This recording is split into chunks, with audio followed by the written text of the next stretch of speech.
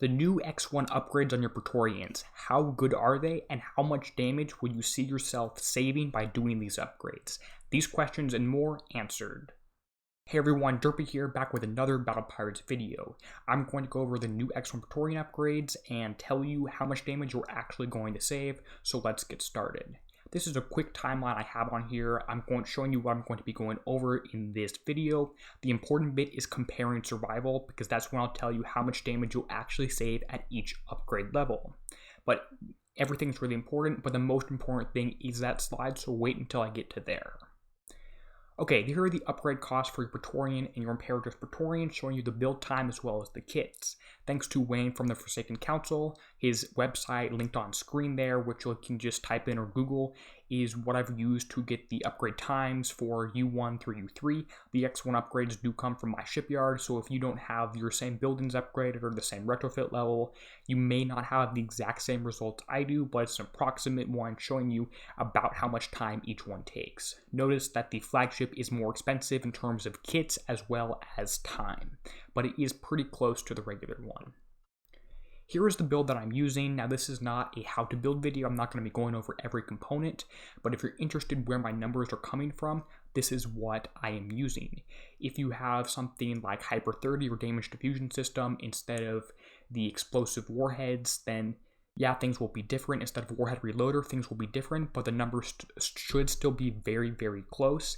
And in fact, my build actually probably makes a bigger argument for doing the upgrades because I have less built-in survival from not having something like Damage Diffusion System. But here's my build, so you know what I'm doing and know where these numbers are coming from. Now, at U0, here are the sources of survival that you actually have on here. You have built-in, you have armor, you have explosive battery, and I've only counted half of explosive battery because not all the damage here comes from ships, so I've only counted half of its actual survival while doing my calculations. Same thing for the sync drive. You can't have explosive and penetrative sync drive, so I've used half of the number, sort of an average of the explosive penetrative damage you get. It's about a difference of 600 either way, and so it doesn't make a very large difference whatsoever. But if you're trying to replicate my calculations, just know I have used half of the sync drive value because you don't get both explosive and penetrative. The Lorca Segmenta aura is the built-in aura that you have on your regular Praetorians, and that means personal armor.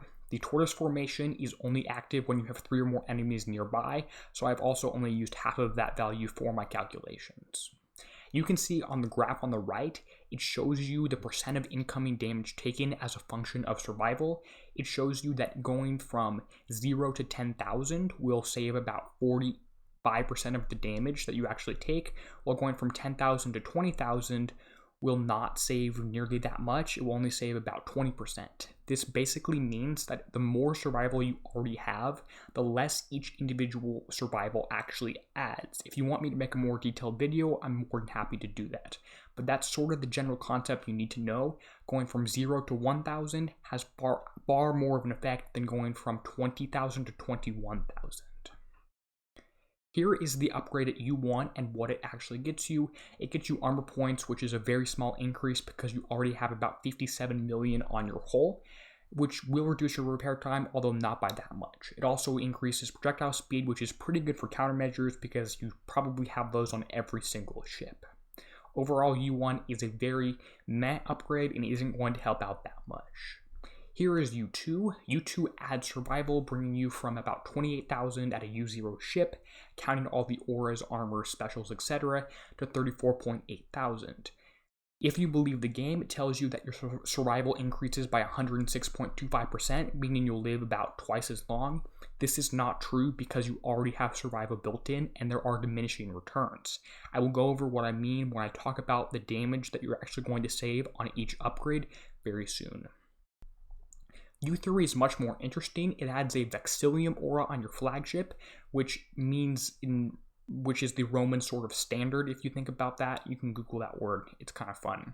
This aura increases damage and splash across all your ships here, which is great, and you can't quantify this with any sort of survival. Your normal ships also have a reduced spread, which is great, so a more focused fire, and adds an anti-mortar that is about as good as a Gale 4. No additional survival from this, but you will see repair time reductions from U2 to U3. It's just impossible for me to mathematically quantify that. X1 gets really interesting, and that's what was just released and just came out, so few players actually have this.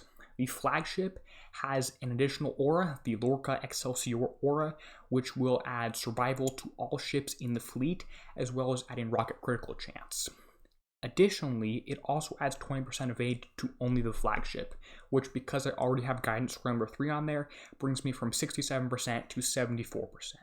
The normal ships on the upgrade is not nearly as good. It adds 10,000 survival, but only to that individual ship, and adds 6,400 turret defense to only that individual ship, as well as adding 20% evade to only that individual ship, which on my build goes from 32% evade to 46% evade.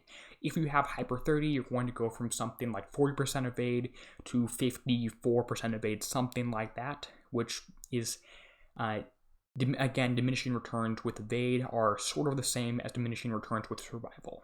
So there are the X1 upgrades, and they're really, really strong, but let's find out exactly how strong they are. Here is the comparison of their survival at each upgrade level, and the percent damage taken, as well as a baseline repair time.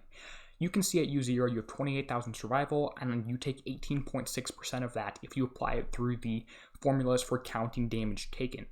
I'm going to say you hit a target, you take 60 minutes of damage with a U0 fleet, just so we have something to compare everything else to.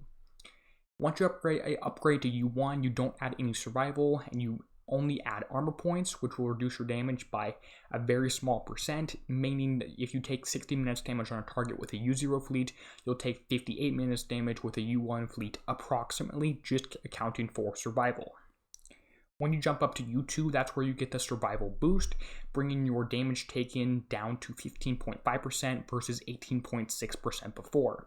This translates to a 10-minute repair reduction, which, while not insignificant, is not that great. But again, U2 is still a fairly short build time. U3 adds no survival, so the numbers are not changing here, but keep in mind it will reduce your damage because you are adding explosive damage and you're adding the auras, which does help and will help quite a bit in these targets because you're killing them more quickly. But again, I can't mathematically quantify that with numbers in terms of survival and damage taken.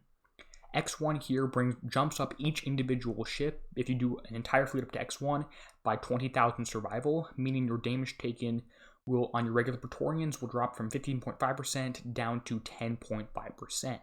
Now, this is a pretty big decrease in damage taken. If you were taking 40 minutes damage at a U3 fleet, you should take 32 minutes damage with an X1 fleet. And this is only based off survival and does not even factor the extra evade in, does not factor in the extra damage from the rocket critical chance in. So based off just survival alone, your damage should drop by 50% from a U0 fleet to an X1 fleet, which is pretty powerful. So upgrades do matter.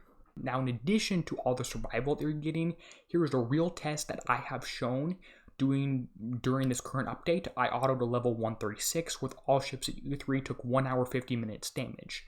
Then I upgraded my flagship. I had 10 tokens saved up, and it took 9.5 days, which was great. So I used all of those. I upgraded that. The flag is at X1, all normal ones are at U3. My repair time dropped by half an hour based off one upgrade on one ship. If I upgraded everything else, the repair time would probably be under an hour for 136 on auto. I'm not saying you should auto all your targets, but just showing you a real test. Repair time upgrades do help in terms of dropping your repair time. You can see my flagship got significantly lower, and everything else also got lower because they're boosted by the aura on the flagship. I will slowly be upgrading my ships up to X1 throughout the next several months. Here are its other benefits other than just survival you get on your fleet, which I thought are really great. If you go both to U3 and X1 on the flag, in addition to the survival and all the other benefits, you get extra damage for the whole fleet in terms of splash and rocket critical, as well as explosive damage. So X1 and U3 on the flagship give you more damage, kill things more quickly, so you should see further repair reductions there.